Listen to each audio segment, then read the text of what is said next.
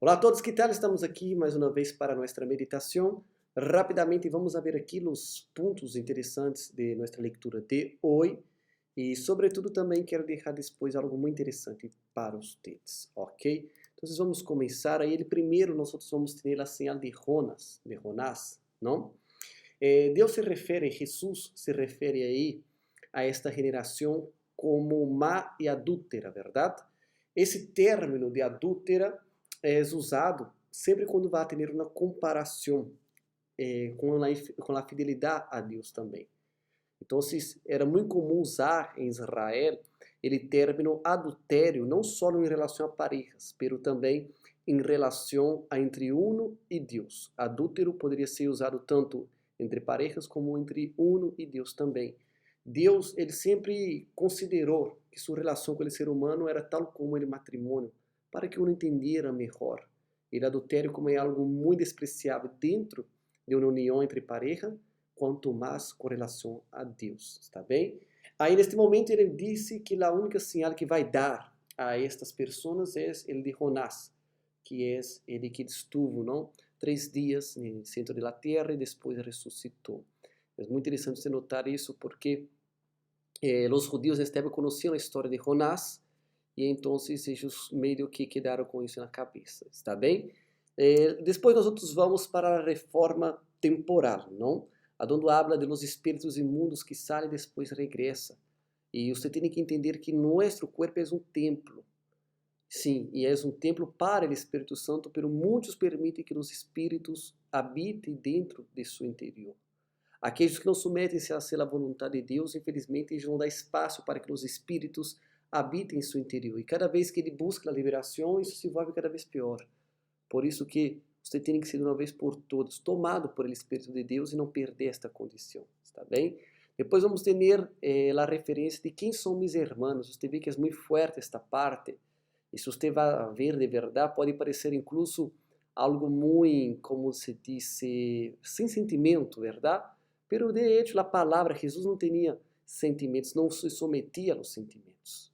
Não que ele despreciava sua madre e seus irmãos, pero ele queria demonstrar que aqueles que escutem e praticam a palavra de Deus eram superiores à sua família carnal. Imagina-te aquela que criou e cuidou de Jesus durante 30 anos. E aqueles que compartilharam com Jesus na mesa, comeram, rugaram com ele quando ninho, adolescente, que estudaram com ele, que estuvam com ele. E ele habla que você é mais importante que toda esta família dele. E é sim, você é mais importante. Você que pratica e obedece à palavra de Deus. Então é muito interessante você observar. Os judios sempre tiveram uma importância muito grande para a família, assim como nós outros também, latinos, também temos uma importância para a família, mas eles tinham mais. E quando Jesus falou isso, era de espantar-se, era de mirar e caramba, como vais a dizer isso? Pero ele ha dicho. E é muito interessante você ter isso, está bem? A outra, depois nós vamos ter a outra parte, que é a lâmpada do corpo, não falando de los ojos, lâmpada do corpo. Nesse sentido também se entendia mal os olhos nesta época como a avareza e a envidia, o desejo. Quando nós outros começamos a desejar as coisas, não só do próximo, mas qualquer coisa, isso corre grande perigo de contaminar nossos olhos. E uma vez que seus olhos eles começam a desejar as coisas, isso reflete em todo o seu corpo e faz todo o seu corpo ser mal. Você tem que aprender a não submeter-se a seus desejos. Você tem que aprender a submeter-se à palavra, à vontade de Deus. Tome cuidado então com seus desejos. Hoje dia o mundo trabalha para hacernos desejar as coisas. Em outras palavras, sem contaminar nossos olhos. Pero para nada vamos permitir isso, está bem?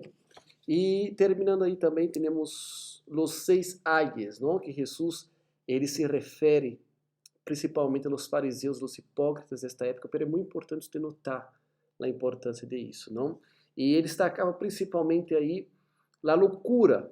Era uma loucura, pode dizer assim, uma loucura de los fariseus preocupar-se com a aparência externa, tendo no interior que não agradava a Deus. E o mesmo vale para você. Toma cuidado.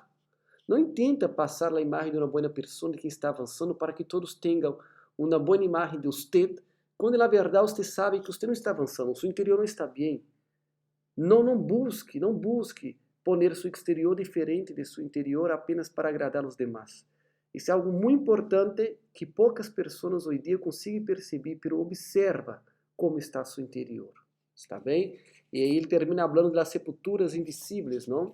Aqui são aqueles que estão podridos por dentro, são pessoas malas, pessoas que não vivem a palavra, a obra como se deveria e acabam contaminando a los demás que nem veem, nem percebem. Tome cuidado com suas influências. Eu sou pastor, eu sempre estou predicando para vocês, estou buscando ajudar vocês, assim como ele é o bispo, como os outros pastores, incluso obreiros, pero entendo uma coisa.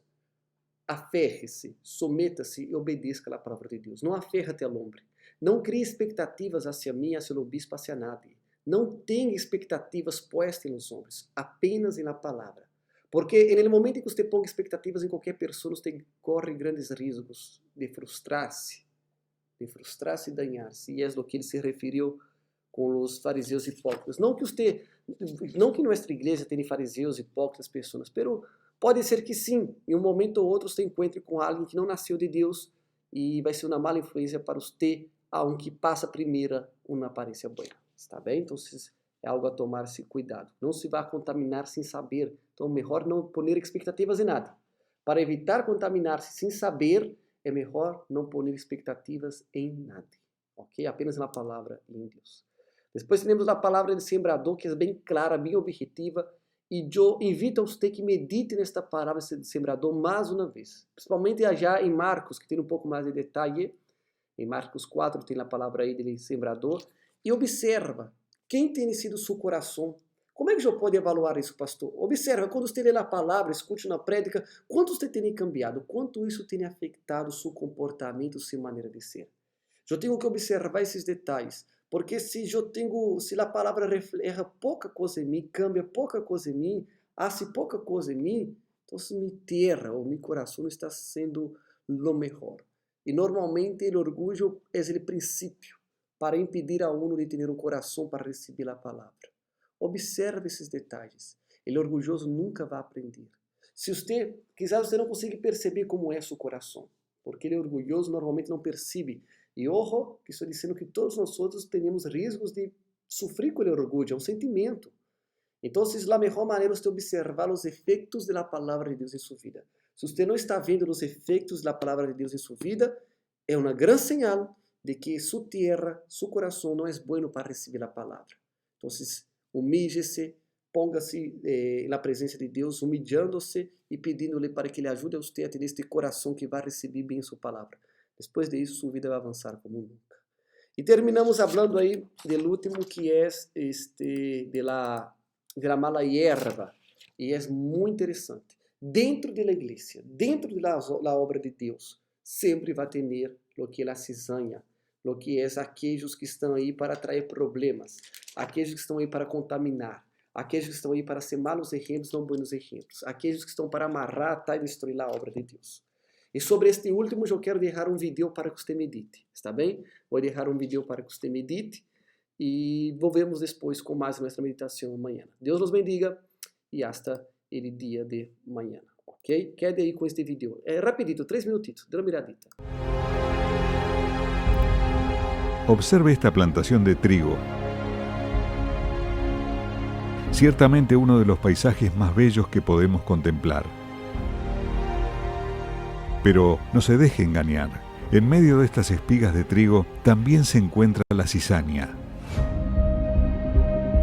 Intente identificarla. A simple vista, es prácticamente imposible porque su apariencia, durante todo el crecimiento, es semejante a la del trigo. Por eso, el Señor Jesús, en la parábola del trigo y la cizaña, les enseñó a sus discípulos que solo el tiempo demostraría la verdadera identidad de cada uno. Dejad crecer juntamente lo uno y lo otro hasta la siega, y al tiempo de la siega yo diré a los segadores: recoged primero la cizaña y atadla en manojos para quemarla, pero recoged el trigo en mi granero. Y es exactamente en ese momento cuando surgen las diferencias. Cuando ya está maduro y lleno de fruto, el trigo se inclina y se doblega. Por otra parte, la cizaña no produce frutos y no se inclina. Por el contrario, se eleva entre las espigas de trigo y sobresale entre ellas. y es en ese momento que se realiza la separación. La cizaña es arrancada y el trigo es almacenado en el granero. Al mirar hacia una multitud que se encuentra dentro de una iglesia, todos parecen ser iguales, al orar, al cantar e incluso al hablar sobre las cosas de Dios. Pero solo los nacidos del Espíritu poseen frutos de justicia y se inclinan como el trigo delante de la voluntad de Dios. En cambio, el cristiano cizaña, es orgulloso y no acepta la disciplina, no se inclina y se mantiene erguido porque le gusta aparentar una supuesta santidad. Sin embargo, su interior es completamente tóxico. Y siempre será así. Donde haya trigo, también habrá cizaña para confundir, envenenar y, si fuera posible, lograr incluso que el trigo sea arrancado y lanzado al fuego. Solamente el tiempo revela lo que hay en el interior de cada uno. Es en el momento de las luchas, de los desiertos, cuando somos sacudidos e incluso golpeados, que demostramos lo que hay en nuestro interior. Si usted fuera trigo, los frutos aparecerán y permanecerán. Pero si fuera cizaña, no se inclinará y mostrará su verdadera cara. Siempre me pregunté por qué a veces las personas de mala fe tienen los mismos o mejores resultados que las personas que hacen el bien. Y hoy lo entendí. De acuerdo con la parábola, lo bueno y lo malo pueden parecer iguales durante un tiempo, pero al mismo tiempo se encarga de mostrar quién es quién.